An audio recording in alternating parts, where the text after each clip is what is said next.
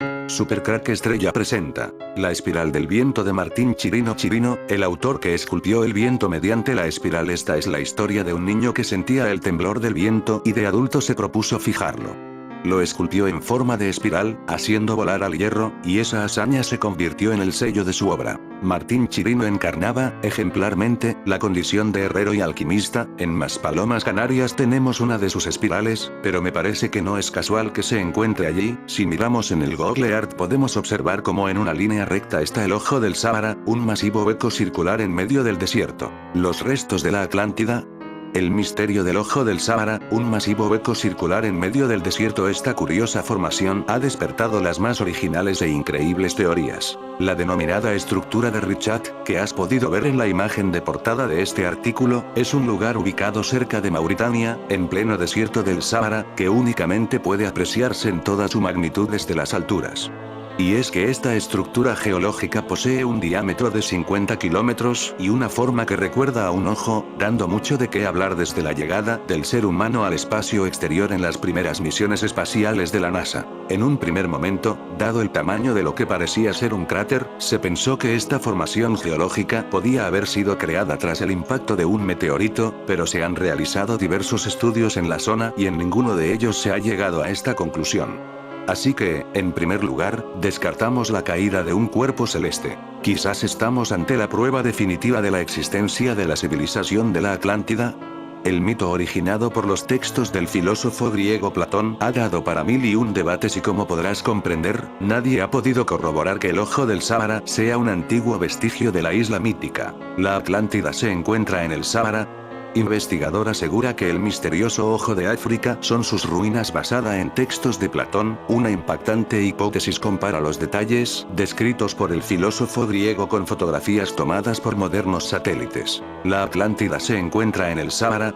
Investigador asegura que el misterioso Ojo de África son sus ruinas al trazar un círculo en torno a esa estructura africana. Su diámetro es de 23,5 kilómetros, lo que, de acuerdo al youtuber, coincide con los datos ofrecidos por Platón en sus textos.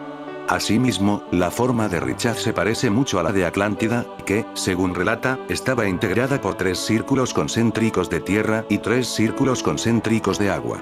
Para apoyar su hipótesis, Corsetti cuenta que Platón describió que la ciudad estaba rodeada por montañas y protegida desde el norte.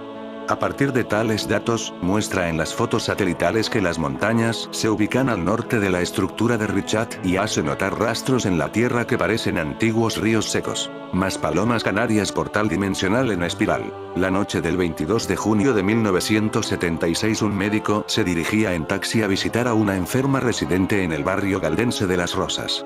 A escasos metros de la vivienda, el galeno y el taxista divisaron una esfera transparente de 30 metros de diámetro dentro de la cual se observaban 2 individuos de gran altura y de color rojizo, colocados de perfil uno frente a otro. A su lado, diversos objetos aparentaban ser mobiliario técnico de navegación. Curiosamente, en la parte de atrás del taxi, un hijo de la paciente solo acertó a ver un resplandor. La prensa dedicó más una semana a relatar los pormenores de la sorprendente visión. El llamado impropiamente ovni de Galdar, en realidad un fenómeno artificial de dimensiones gigantescas observado desde todo el archipiélago canario y desde varias embarcaciones que navegaban cerca de las islas, ocurrió en uno de los años más relevantes de la historia de los ovnis en España. Su repercusión fue tal que acabó pasando a los anales como uno de los 3 episodios más importantes junto con 5 de marzo de 1979, Canarias y 11 de noviembre de 1979, Manises, Valencia. En 1976 se abrió un portal dimensional entre Canarias y el Sáhara. Hay pruebas de ello el misterio de la radio, que desde 1976 transmite en la Tierra y ningún ser humano maneja enigmas. Desde hace casi medio siglo existe una estación de radio que transmite un extraño zumbido cuyo significado nadie parece poder descifrar. Han pasado casi 50 años desde que alguien detectara por primera vez con un receptor de onda corta un extraño zumbido en la frecuencia 4625 kHz, un zumbido que se repite 30 veces por minuto, todas las horas del día, todos los días del año. Hoy en día, ni siquiera se sabe desde dónde se emite la señal. Se desconoce cuándo comenzaron sus emisiones, aunque parece ser que fue en 1976 la primera vez que alguien reparó en sus zumbidos. Un día de ese año, alguien sintonizó la frecuencia 4625 kHz en su receptor de onda corta y pudo oír un pitido de 2 segundos de duración que se repetía de manera continua. La noticia del descubrimiento comenzó a extenderse entre los entusiastas de la onda corta que se preguntaban cuál sería el fin de una emisión así. La emisora continuó emitiendo la misma inquietante programación hasta comienzos de 1990, cuando cambió su repetitivo pitido por un zumbido de 0,8 segundos de duración. De manera constante, se emitía el zumbido unas 21 o 34 veces por minuto. Durante el último de cada hora, el zumbido cambiaba por un tono continuo que duraba todo el minuto. La programación volvió a sufrir cambios el 16 de enero de 2003, cuando se alargó la duración de los tonos que, además, pasaron a ser más agudos. Desde entonces, sin embargo, se ha vuelto a la señal anterior. La emisora emitía, y sigue haciéndolo, las 24 horas del día con una potencia aproximada de 10 kW. Pero no todos son pitidos y zumbidos, pues también es frecuente que se oigan conversaciones lejanas en ruso. Una de estas conversaciones se escuchó el 3 de noviembre del 2001. Soy el 143. No recibo el oscilador. A lo que siguió un esto es lo que la sala de operaciones está enviando. Se han escuchado mensajes, aunque muy pocos. Durante los años que se lleva monitorizando la frecuencia, parece que no han sido más de 3 o 4 los mensajes interceptados. El primero, a las 21:58 horas del 24 de diciembre de 1997, consistió en varias series cortas de pitidos que, al cabo de un momento, cambió por una mujer hablando en ruso, que anunció: Yau, 76. 18008. Bromal, Boris, Román, Olga, Mikhail, Ana, Larisa. 742, 799, 14. Los nombres son del alfabeto fonético ruso, que sirve para deletrear. El mensaje fue repetido varias veces hasta que otra serie de pitidos marcó el fin y se volvió a la monotonía del zumbido. Esta primera emisión hablada permitió averiguar el indicativo de la emisora, U-76, y el lugar desde el que emitía, Povarovo, a unos 40 kilómetros al noroeste de Moscú. Sin embargo, el propósito de la emisión continuaba siendo un misterio. Una voz similar se pudo escuchar el 12 de septiembre del 2002, aunque muy distorsionada, lo que hizo muy difícil entenderla completamente. Lo que se pudo transcribir era algo así como U-76, U-76. 62.691 Isafet 36, 93, 82, 70. No se volvió a escuchar ninguna otra voz hasta varios años después. Eran las 7:57 horas del 21 de febrero del 2006. Otra voz, extremadamente distorsionada, pero esta vez pudo grabarse. 75, 59, 75, 59. 39, 52, 53, 58. 5, 5, 2, 5. Konstantin, 1, 9, 0, 9, 0, 8, 9, 8, Tatiana Oksana Ana Elena Pavel Eschuka. Konstantin 8, 4. 9, 7, 5, 5, 9, Tatiana. Ana Larisa Uliana, 9, 4, 1, 4, 3, 4, 8. El 2 de septiembre de 2010 se pudo escuchar en la emisora un fragmento de la mítica Sinfonía del Lago de los Cisnes, de Tchaikovsky. Además, se podía percibir una voz femenina recitando números del 1 al 9, con un ritmo que parecía indicar un código Morse. Tras ello, se produjo un cambio de ubicación de la estación, abandonando su lugar original en Povarovo y adoptando una nueva localización. Luego no hubo más mensajes y, hoy en día, el propósito de la emisora continúa siendo desconocido. Según algunos, su misión es la de transmitir órdenes a las unidades militares y a los centros de reclutamiento del Distrito Militar de Moscú. Otra teoría defiende que las órdenes irían destinados a los espías rusos que se encuentran en misión en el extranjero. Hay una opción que plantea algo aterrador. Estaría conectada a un avión no tripulado y armado con cargas nucleares que, en caso de ataque enemigo y al detenerse la emisión, a su vez lanzaría sus bombas como represalia. Y hay una última opción. ¿Y si ninguna mano humana manejara la estación y ni siquiera los rusos sabían de su existencia? En 2010 los investigadores rastrearon la emisora a través de Google Maps y se toparon que estaba en una especie de búnker en una antigua base militar rusa en las afueras de Povarovo. Así fue como un grupo de seguidores y amantes del misterio se acercaron hasta la zona. El grupo habló con la gente del lugar, quienes les dijeron que ese año se había dado un gran número de tormentas en la zona. Una de ellas fue tan tremenda que el puesto militar fue evacuado en pocas horas. Tras una larga caminata el grupo encontró lo que parecía la entrada al búnker junto a una serie de edificios militares, todos abandonados. La gente había salido rápido dejando algunas pertenencias por el camino. El búnker era de difícil acceso, pero accedieron a su interior que era, según el grupo, un espacio oscuro y solitario, algo así como un laberinto con una gran cantidad de pasillos y habitaciones. En su interior encontraron un libro que contenía un registro de los mensajes enviados a través de la UP-76, siendo el último de ese mismo mes de agosto, momento en el que supuestamente debieron de abandonar la zona. La señal etérea que había fascinado al mundo durante años tenía por fin la primera señal física. Hoy, The Butcher, o UP-76 o MDZHB sigue emitiendo. Pero su misterio continúa, ya que nadie sabe la razón de su existencia ni quién lo opera, y se trata de determinar la nueva ubicación de la señal. Mientras siga sin existir una confirmación oficial y The Butcher siga emitiendo ese zumbido característico, el hombre podrá seguir elucubrando el sentido de esa emisora y quién la maneja. ¿Espías, militares rusos, extraterrestres? Todo es posible. El sumario, los fieles seguidores de Apple recuerdan con gran admiración uno de los productos que cambiaría por completo la historia de la compañía. Se trata del Apple I, el primer modelo de computadora producido por la firma estadounidense. El mítico ordenador llegó a las tiendas en 1976 y solamente se fabricaron 200 unidades. Las primeras 100 llevan el número de serie escrito a mano sobre la tarjeta principal en el formato 0100, según el portal 9to5Mac. Con el paso de los años, la autoría de esas inscripciones se convirtió en todo un misterio para los consumidores más fieles de la compañía. Sin embargo, ninguna de las figuras clave de Apple reconoció haber escrito el número. El cofundador de Apple, Steve Wozniak, quien diseñó y armó a mano el primer Apple I, negó que las cifras fuesen de su puño y letra. Aparentemente, Steve Jobs también desmintió ser autor de la inscripción. Al igual que Daniel Kotke, el empleado encargado de ensamblar y testear algunas de las placas de circuito 0100 parecen coordenada en Polonia Varsovia Die Glocke, la campana, en alemán, era un supuesto aparato de investigación científica o una supuesta Wunderwaffe, arma maravillosa, nazi.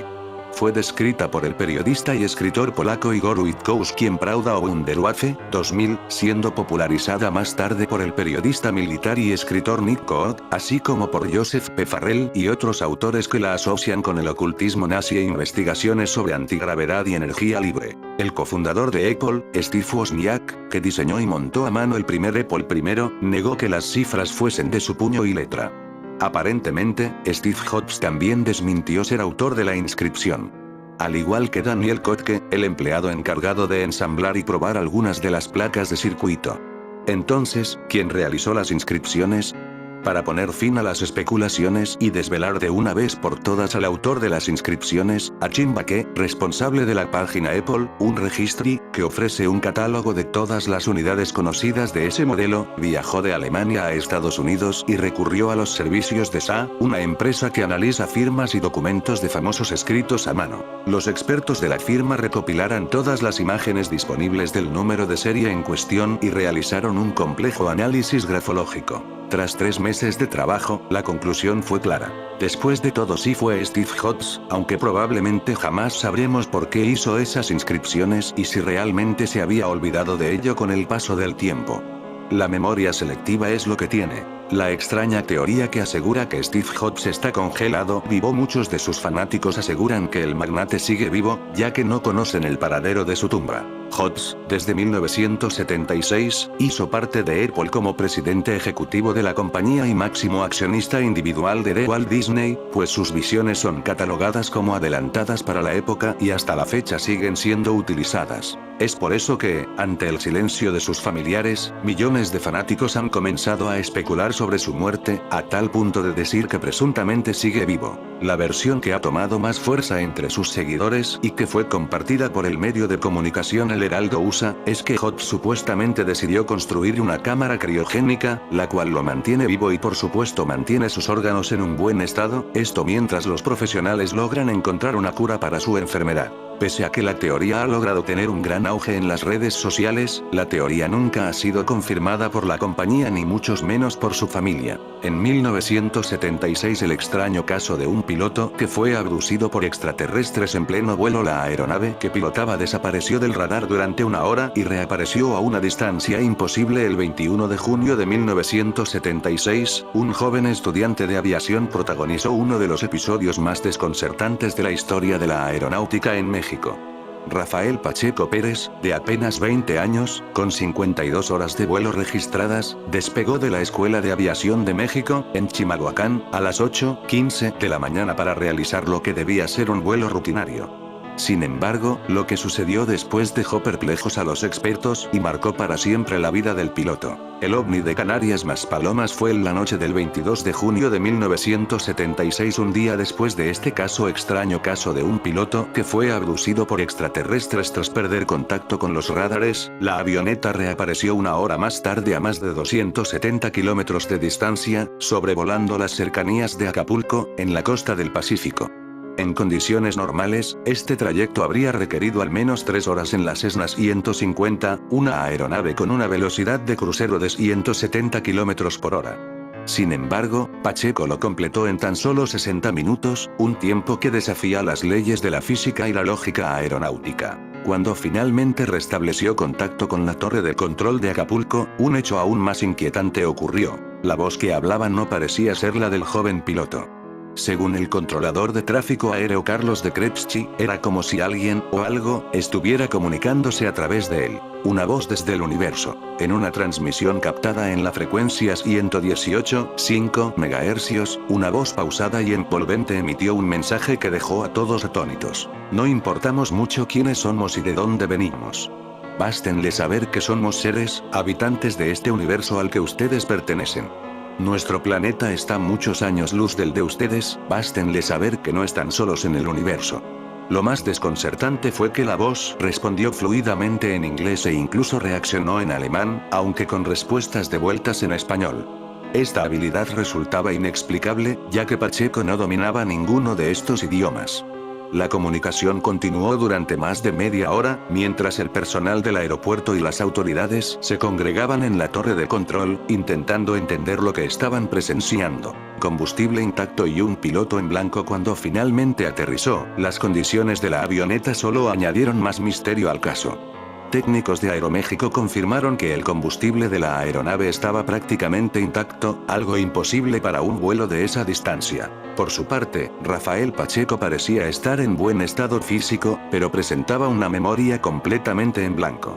En entrevistas posteriores, confesó no recordar nada de lo ocurrido, salvo una vaga sensación de somnolencia antes de desaparecer del radar. El impacto de este evento en la vida del joven piloto fue devastador.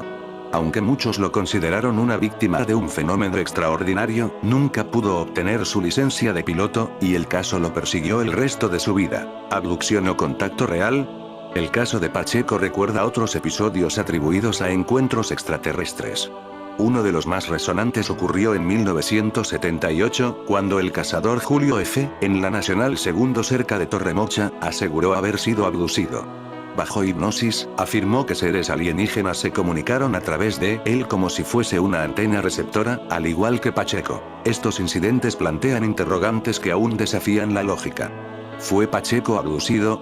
¿Experimentó un trance inducido por estrés o alguna forma de fenómeno psíquico? ¿O se trató de un contacto real con inteligencias de otros mundos? Un misterio sin resolver. A pesar de los avances en la tecnología y la ciencia, el caso de Rafael Pacheco Pérez sigue envuelto en el misterio. Las grabaciones originales no se conservan, salvo por un fragmento recuperado por un operador de equipaje que posteriormente lo vendió a investigadores interesados. Este episodio extraordinario ha quedado grabado como uno de los enigmas más fascinantes de la historia de la aviación en México, recordándonos que, en ocasiones, lo desconocido desafía incluso las explicaciones más razonables. En fin amigos de Supercrack Estrella, para más historias como esta estamos en contacto.